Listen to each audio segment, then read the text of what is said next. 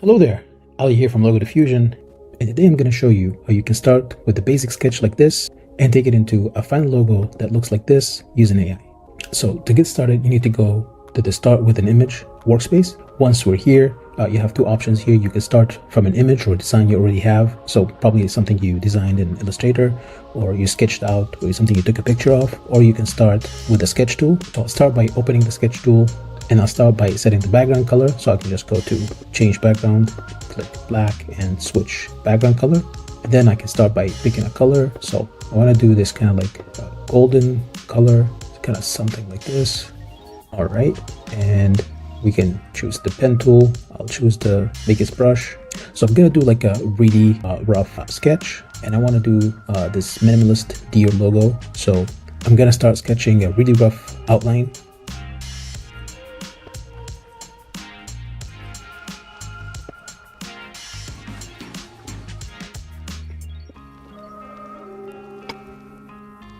Alright, so something really rough like this. I did a terrible job on it. Now if you need to adjust anything, you can select it and like move it around in case you need to do that. And now we need to define the image influence. So if I have something that's really well drawn, I probably want to use a high image influence so the AI would follow it more precisely. But since we have something super rough here, we should drop it down to somewhere between low and mid. I would also like to use image colors, so we can use the same black background and the kind of golden color for the logo. And I can start with a really simple prompt. So I'm just gonna do something like here, standing on two legs.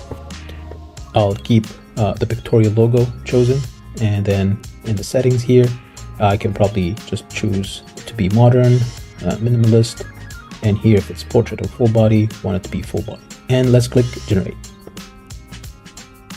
All right, and these are the results we got.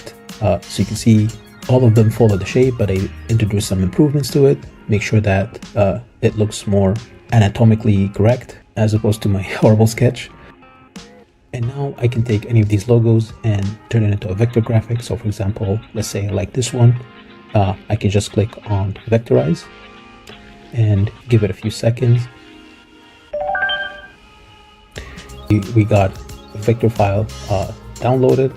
We got our vector file inside of Illustrator. We got clean vectors that we can edit and change to our liking. So let's say I don't like how this leg is kind of like coming too close here. I want to just keep a uniform distance like the one you can see here, and just like push these vertices a little bit down and do any edits or fixes I want to do to this logo. I can also upload this SVG inside of Logo Diffusion again. So let's say I'm done with this sketch. I can just go open it here, import SVG, and double click here. And now it's an editable SVG inside of Logo Diffusion as well.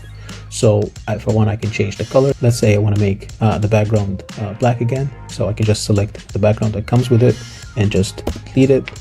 And we already have the black background, but we can change the colors from here. Let's bring it back to black. And now I can just start getting more iterations of this exact logo. And these are some of the results I got. Just trying the same sketch, but trying different logo styles from here. So for example, I got this one with line art. I got this version with mascot. This version I got it with cartoon. You can see here the style that's been used. This one was done with the icon/emoji style. This is another cartoon logo, and a couple more pictorial results I did just by adjusting the sketch a little bit. So now let's say I want to do an illustration based on this logo. I can do that by changing the input image in here. So let's say I want to make a deer kind of made out of cotton candy, just to try like how it works with weird concepts like this. So what I can do is just start choosing the different shapes and changing the colors. So let's say I want this kind of light pink, and I can just start by copying the same color for the other shapes. And let's say I want to change the background color to be kind of like a navy blue. So I'll try to do kind of like a color like this, and I'll just change the eye to be the same color of the background. And in here, I can use image colors to make sure that it's using the input from here. And I'll change the prompt just to include something like made of fuzzy cotton candy. I would change the style here to 3D, there are many realistic styles here, but I'll just stick to 3D for now. And let's hit generate. And these are the results we got. They all followed the input image. For example, like we got this one, it looks like kind of floating, and I think because the legs on it isn't a little bit short, since it's more abstract. But in order to fix something like this, you can just write something like hovering inside of the negative prompt. You get to it by opening the advanced settings here, and you just generate again, and it should fix small problems like this. I've also used the same method to create different looks. For example, I made this one kind of made of melting slime.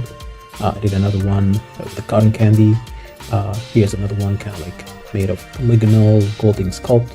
You can of course try the different realistic styles, or just choose none here and then just add your own prompts and styles if you want something totally different than what is being offered by Logo Diffusion.